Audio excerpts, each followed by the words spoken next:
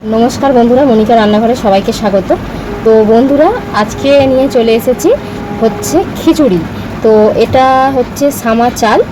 तो अवश्य देखेছেন सामा चाल और मुगेर डाल एर मধ্যে पाइल करा रयेছে। तो এই চাল আর ডালেতে আমি আজকে খিচুড়ি তৈরি করব। তো এই সামা চালটা ভাত হিসেবেও খাওয়া যায়, মানে কোনো উপোস করলে মানে খাওয়া যায়। তো আজকে আমি এটা তৈরি করব, দেখতে থাকুন আপনারা। প্রথমে আমি এটা ধুয়ে নেব। বন্ধুরা সামা চালের খিচুড়ির জন্য আমি এখানে নিয়ে নিয়েছি পেঁপে, কুমড়ো, গাজর সব কিছু নিয়ে নিয়েছি। আর এখানে নিয়েছি টমেটো। তো টমেটোটা মশলা দেওয়ার সময় লাগবে। আর এখানে সব কিছুই ভালো করে ধুয়ে নিয়েছি। তো এটা ভেজে নিয়ে করলেও হবে, বা মানে সেদ্ধ করে মানে ওর সাথে দিয়ে সেদ্ধ করে নিলেও হবে। তো আজকে আমি ভেজে করব না, সেদ্ধ করে নিয়ে করব। খুব কম সময়ের মধ্যে করে আপনাদেরকে দেখাবো। তো বন্ধুরা একদম পরিষ্কার করে ধুয়ে নিতে হবে। তো আমি এখানে আজকে মুগের ডালও দিয়ে দিয়েছি ওর সাথে, মানে ধুয়ে নিয়ে দিয়ে দিচ্ছি। তো আপনারা চাইলে মুগের ডালটা ভেজেও দিতে পারেন, ভেজে দিলেও খেতে ভালো হয়। আর এমনি কাঁচা দিলেও যে খুব খারাপ হয় কিন্তু তা নয়, ভালোই হয়। ধুয়ে নেব। দেখুন যতবার ধুচ্ছে খুবই ময়লা উঠছে, তো ভালো করে ধুয়ে নিতে হবে। তো বন্ধুরা আগে থেকেই আমি এখানে আলু ভাজা আর কুমড়ো ভাজা করে নিয়েছি। আর সাথে করব হচ্ছে ডিমের পোচ বা ডিম ভাজা। তো মানে এই খিচুড়িটা যেহেতু আমি করছি নিরামিষ নয়, এটা নিরামিষ হিসেবেই চলে। তো আজকে আমি এর মধ্যে ডিম দিয়ে মানে ডিম ভাজা দিয়ে আর কি খাওয়া হবে, ডিমের পোচ দিয়ে। তো এটা করে নিয়েছি। আর এখানে দেখুন আমি জল এখানে বসিয়ে দিয়েছি, জলটা একটু গরম করে দিয়ে হালকা। তো জলটা গরম হয়ে গেছে, এবারে আমি ধুয়ে রাখা চাল আর ডালটা দিয়ে দেবো।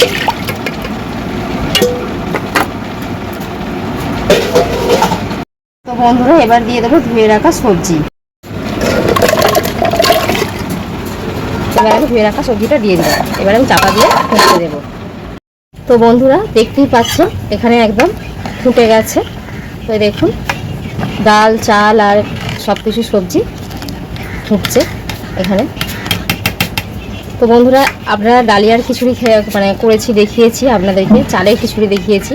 আর এটা হচ্ছে সামা চালের খিচুড়ি। ছোট ছোট একটা দানা পাওয়া যায়, এটা উপোস করলে মানে খেতে খুব হয়। আর মানে অনেকেই রুটি পছন্দ করে না, তো এটা খেলে মানে পেটও ভরে। আর দ্বিতীয়ত হচ্ছে খুব খেতে সুস্বাদু হয়, যদিও ভালো করে ঠিকঠাক পরিপাটি করে করা যায়। আর এর মধ্যে আমি কী দেবো বলে দেবো। প্রথমে এখানে আমি দিচ্ছি তেজপাতা, দুটো শুকনো লঙ্কা আর রয়েছে জিরে। তো এখানে গরম মশলা দিলেও চলে, আমি এখানে দিচ্ছি না। আর এখানে দিয়েছি নুন, লঙ্কার গুঁড়ো, হলুদ গুঁড়ো। আর এখানে নিয়ে নিয়েছি টমেটো। আর এখানে আমি নিয়েছি রসুন, আদা আর জিরে বাটা। তো এখানে আমি যেহেতু রসুন ব্যবহার করেছি, আপনারা চাইলে আদা জিরে বাটা দিয়ে করতে পারেন। তো আমি এখানে রসুন ব্যবহার করলাম। আর নিয়েছি এখানে আছে ঘিটা তো অবশ্যই লাগবে। আর এখানে নিয়েছি কসৌরি মেথি, শুকনো কলায় ভেজে গুঁড়িয়ে নিয়েছি।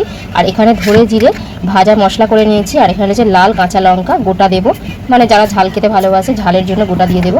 আর রয়েছে ধনেপাতা। তো এই দিয়ে আজকে আমি করব, মানে এই কিছু সব দিয়ে। তো আপনারা দেখতে থাকুন। এখানে খিচুড়িটা হতে থাক, ততক্ষণে ফুটুক। আর আমি এখানে ভাজা মানে মশলাটা কষিয়ে নেব। তো কড়াই তেল দিয়ে দিয়েছি, যে সবজিটা ভেজেছিলাম তো তারই তেলটা রয়েছে। তো সেই তেলের মধ্যেই আমি করে নেব। তো এখানে আমি তেজপাতা, শুকনো লঙ্কা আর জিরে দিয়ে দেবো। ফোড়নটা আমি ভালো করে ভেজে নেব।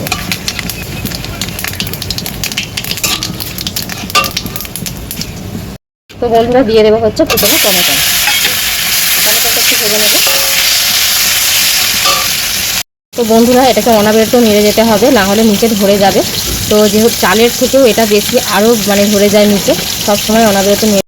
বন্ধুরা আমি এখানে টমেটোটা ভেজে নিয়েছি, দিয়ে দেবো আমি আদা, রসুন আর জিরে বাটাটা। ভালো করে আমি এটা কষিয়ে নেব। তো বন্ধুরা এখানে মশলাটা আমি একটু কষিয়ে নিয়েছি ভালো করে। তো এর ওপর আমি দিয়ে দেবো হচ্ছে লঙ্কা গুঁড়ো, হলুদ গুঁড়ো, নুন। তো আমি এখানে নুনটা দিয়ে দিলাম পরিমাণ মতো। তো এবারে বন্ধুরা যে বাটিটাইতে মশলা দিয়েছিল সেইটা আমি জলটা দিয়ে দেবো এতে, যাতে মশলাটা না নিচে থেকে ধরে যায়। এবার ভালো করে এটা আমি মশলাটা কষিয়ে নেব। তো বন্ধুরা আমি আগেও বলছি, এখনও বলছি, মানে এটাকে হচ্ছে নিরামিষ হিসেবেই ব্যবহার করা হয়। আমি এখানে রসুনটা ব্যবহার করেছি, তো আপনারা চাইলে নাও করতে পারেন। এটা হচ্ছে। তো বন্ধুরা আকাশের ওয়েদারটা খুব একটা ভালো নয়। তো এখানে মানে না হলে আমি রান্নাটা করতাম। দেখুন একদম আকাশটা একদম কালো করে আসছে, খুব একটা ভালো নয়। তো এখানে যে কামড়াটা চাপা দেওয়া রয়েছে, তো মা এখানে একটা উনুন করেছে, আমি এখানেই রান্না করছিলাম। এই দেখুন আগের দিন যে রান্নাটা করছিলাম আমি এখানেই রান্নাটা করছিলাম।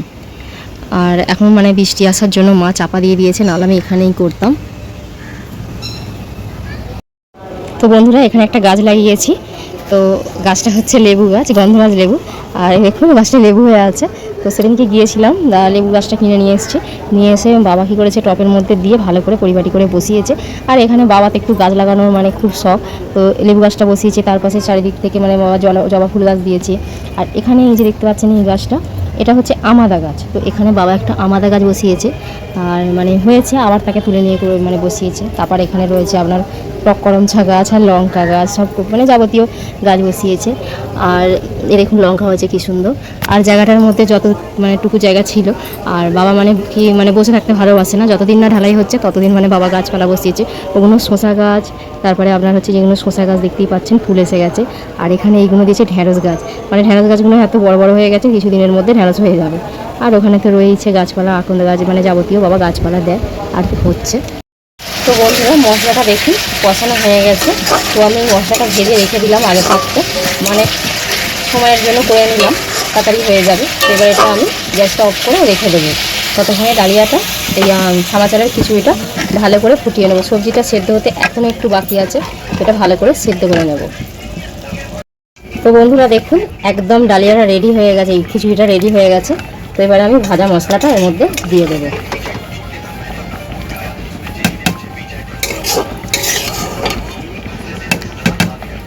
তো বন্ধুরা এটা এর সাথে এবার আমি কড়াটা ধুয়ে দিয়ে দেবো। এবার এটা মিক্সড করে দেবো।